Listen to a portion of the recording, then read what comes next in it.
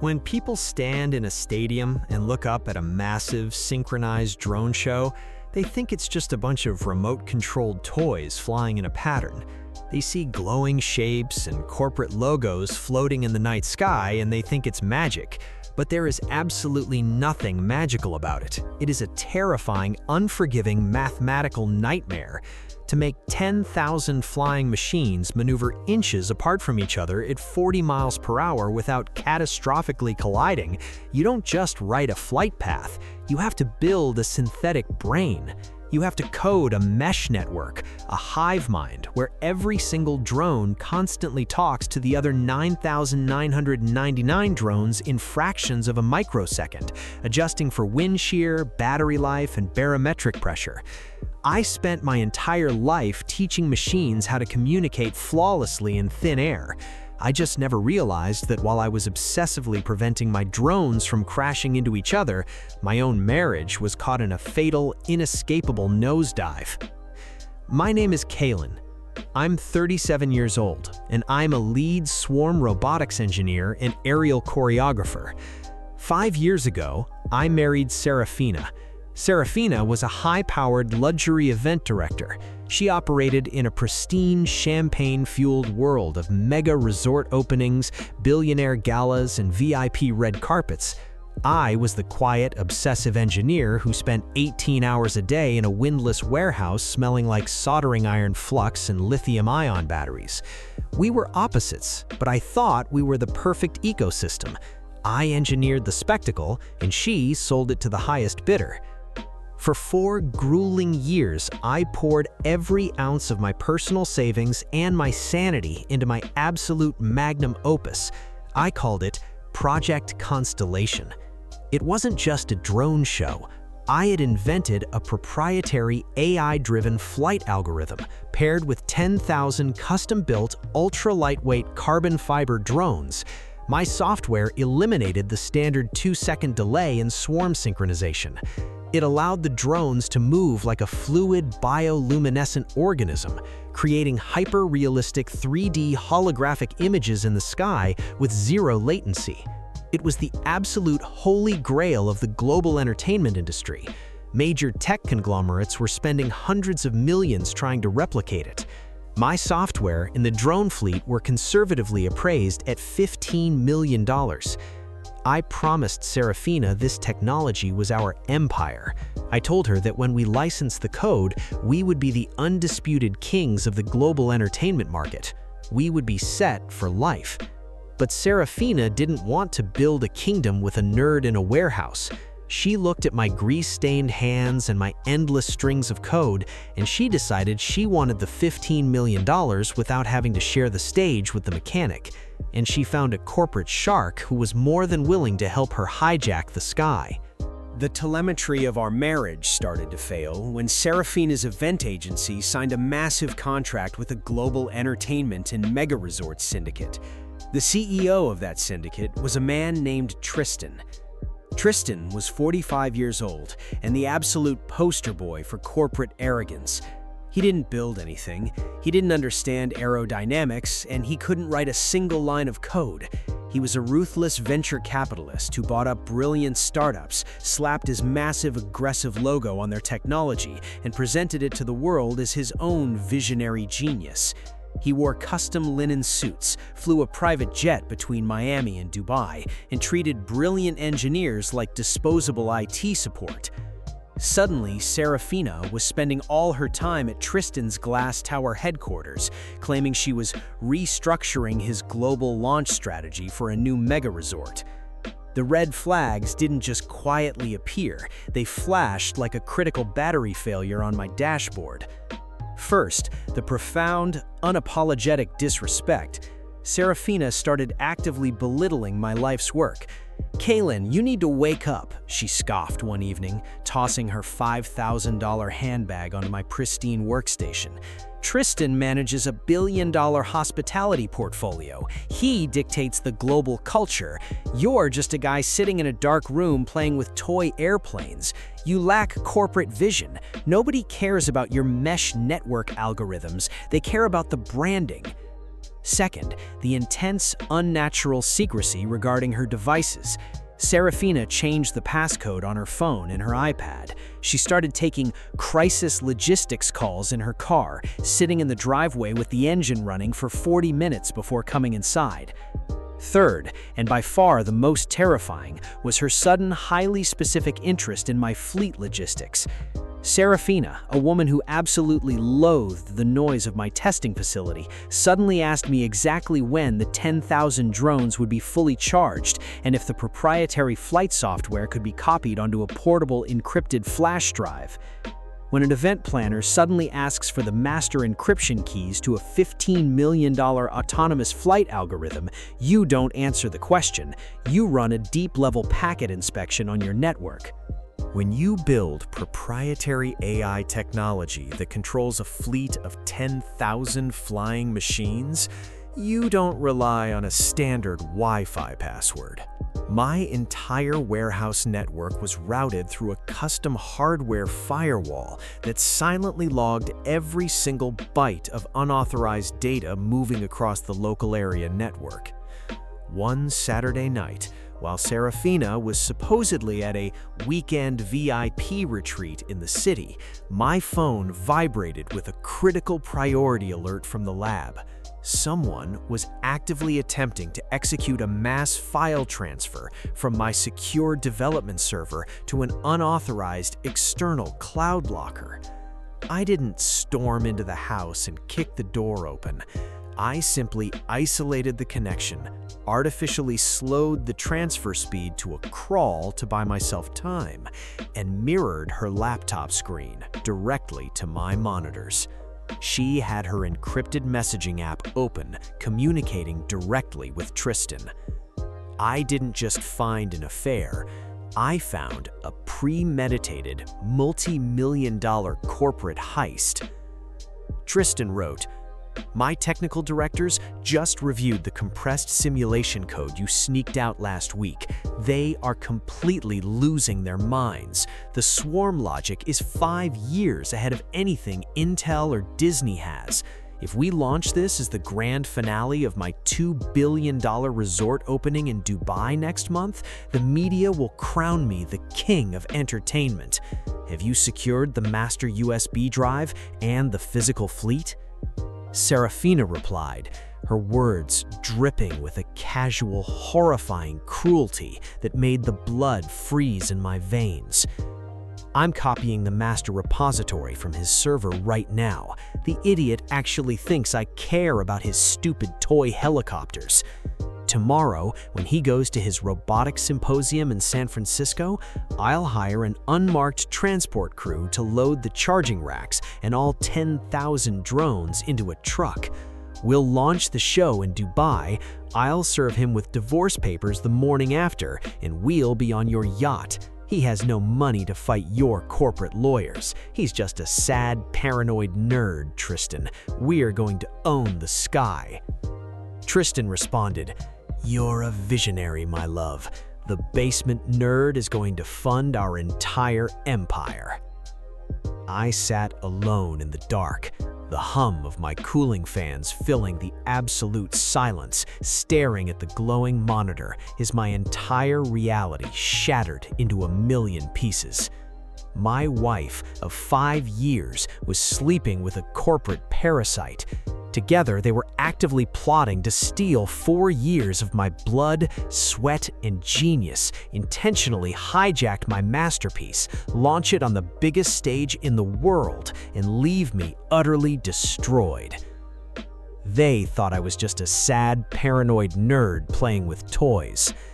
They didn't understand the level of absolute, unmitigated digital destruction a master AI architect is capable of coding.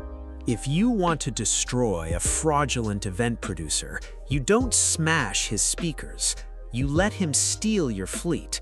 You let him ship it across the world. You let him invite billionaires to watch, and then you hijack the sky. I didn't confront her. If I yelled and locked the lab, Tristan's army of corporate lawyers would bury me in injunctions, claim they had a verbal contract to the design, and tie me up in court for a decade until I went bankrupt. I needed them to steal the drones. I needed Tristan to proudly stand on a stage in front of thousands of investors and hit the launch button on my machine. So, I went to work on the firmware. I took the true, uncompiled master source code, encrypted it with a 256-bit key, and moved it to an air-gapped hard drive that I locked in a bank vault. Then, I turned my attention to the cloned code they were planning to steal, and the 10,000 physical drones sitting in the charging racks. To Tristan's highly paid, arrogant technical directors, the cloned code I left on the server would look absolutely flawless. It would compile perfectly. When they ran digital simulations of Tristan's massive corporate logo spinning in the sky, it would work beautifully. But deeply embedded in the absolute foundational math of the collision avoidance execution protocol, buried so deep in the hex code that no QA tester on Earth would ever find it, I wrote a logic bomb. I programmed a highly specific GPS and chronological trigger. I knew exactly where Tristan's mega resort in Dubai was located. I coded the swarm's hive mind so that if the 10,000 drones were launched within a 1-mile radius of those exact GPS coordinates, the system would run perfectly for exactly 10 minutes. But at minute 10, the payload would execute. The AI would completely lock out Tristan's local ground control stations. It would forcibly rearrange the entire 10,000 drone swarm, overriding their beautiful pre-programmed shapes with a hard-coded, unmutable, and highly aggressive alternative light show. I finalized the patch. I left the cloned code on my server. The next morning, I packed my bags for the convention in San Francisco. I kissed Serafina goodbye. "Have a great trip, Kaylin," she smiled, handing me my coffee. "Take care of the lab, Serafina," I replied, looking her dead in the eyes. "You know that fleet is my masterpiece." "I'll guard it with my life," she promised.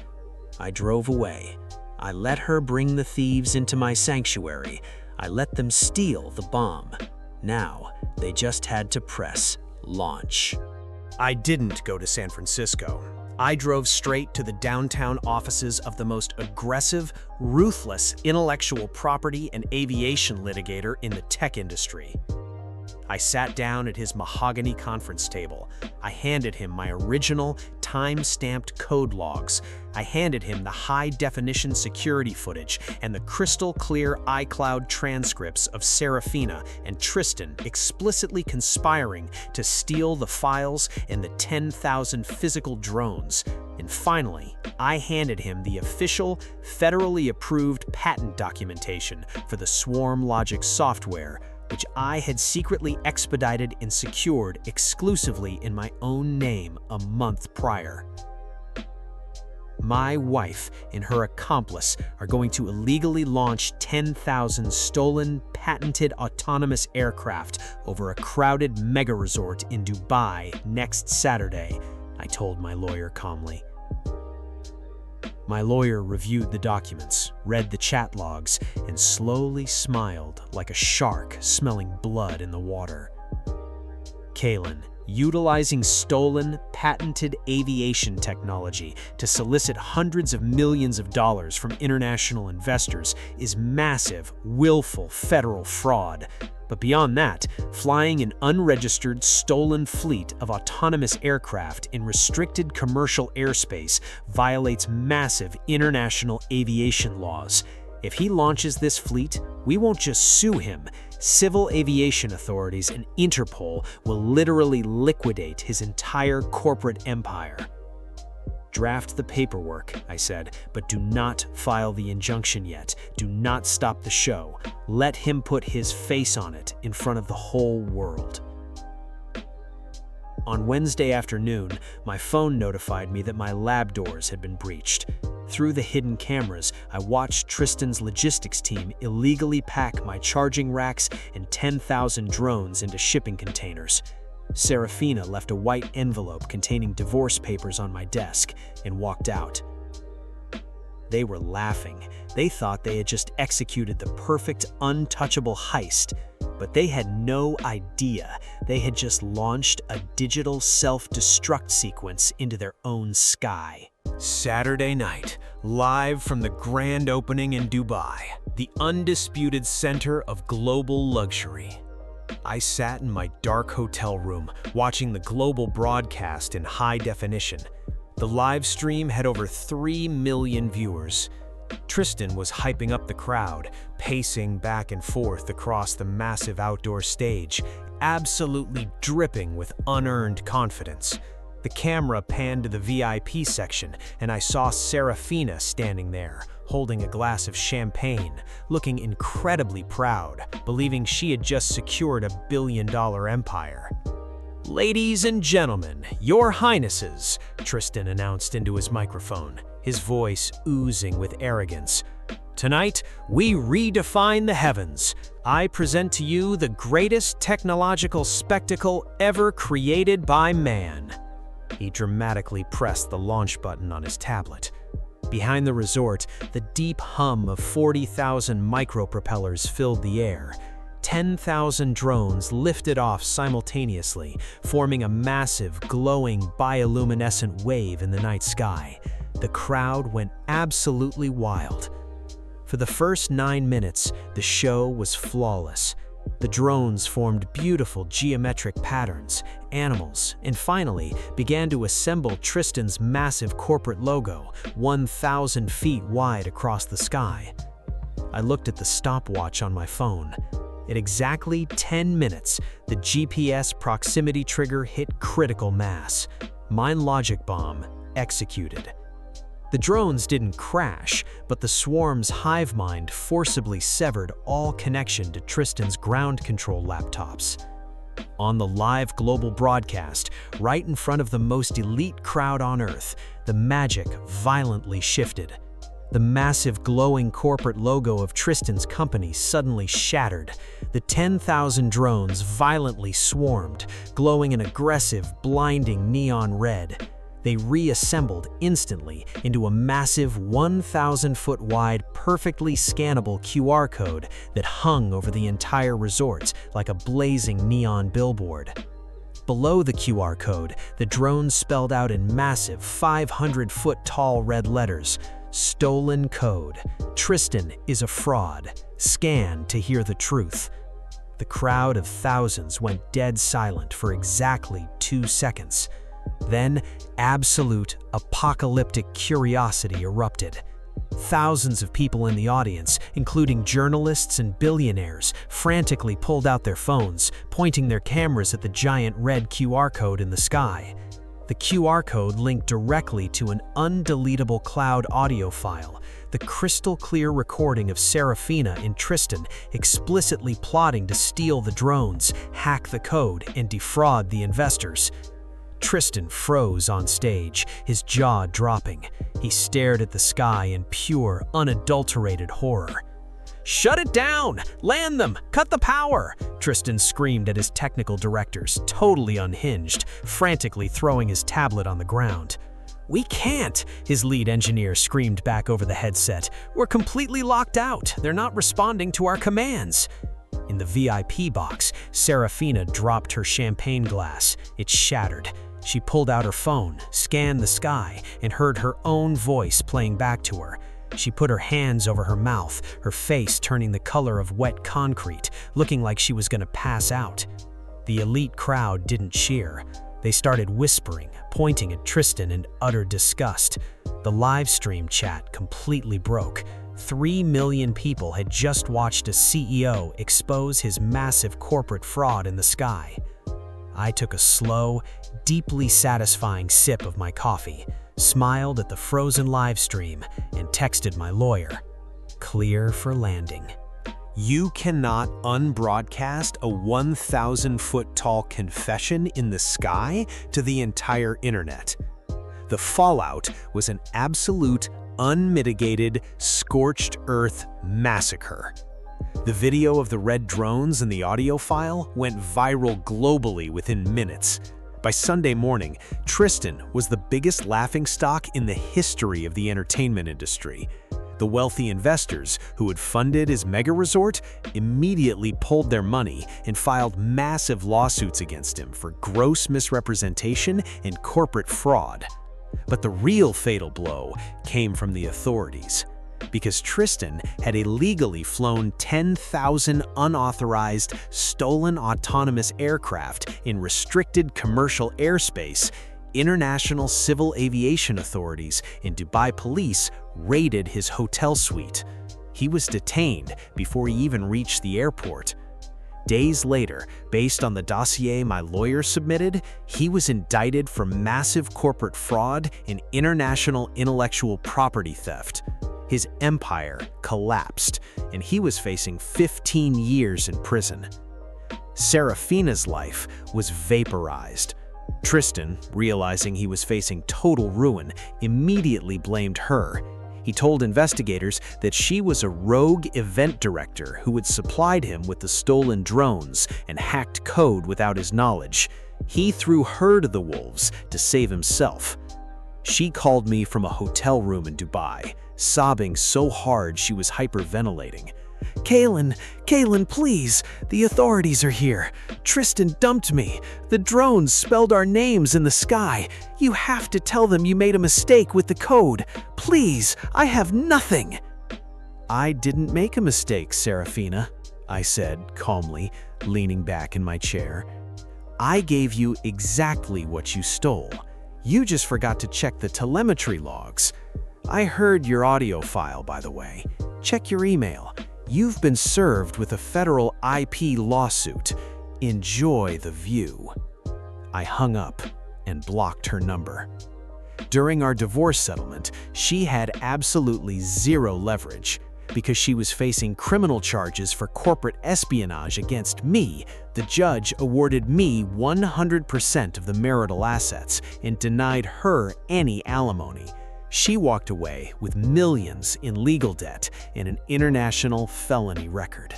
It's been almost 3 years since that catastrophic launch in Dubai.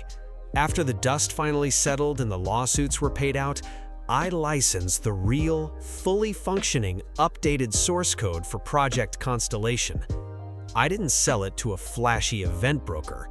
I sold the exclusive rights to a legendary, highly respected global event committee, the people who run the Olympics, a group that actually understands safety, respects the engineering, and treats its developers like true partners.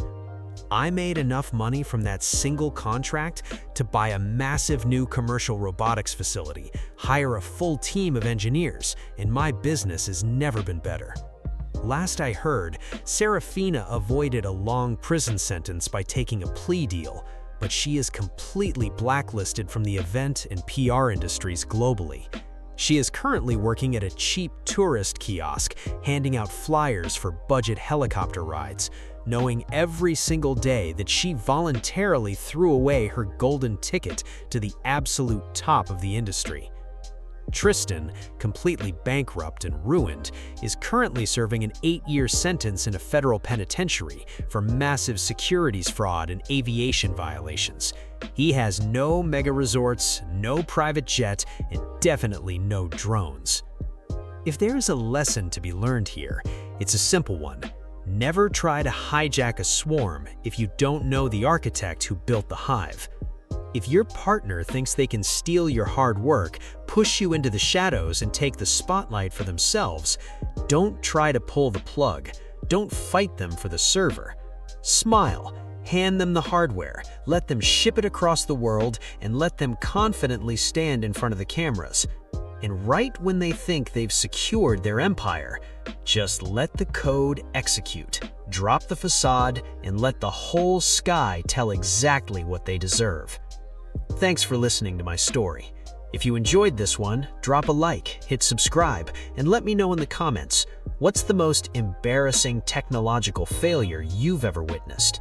Stay sharp, trust the math, and always, always encrypt your source code.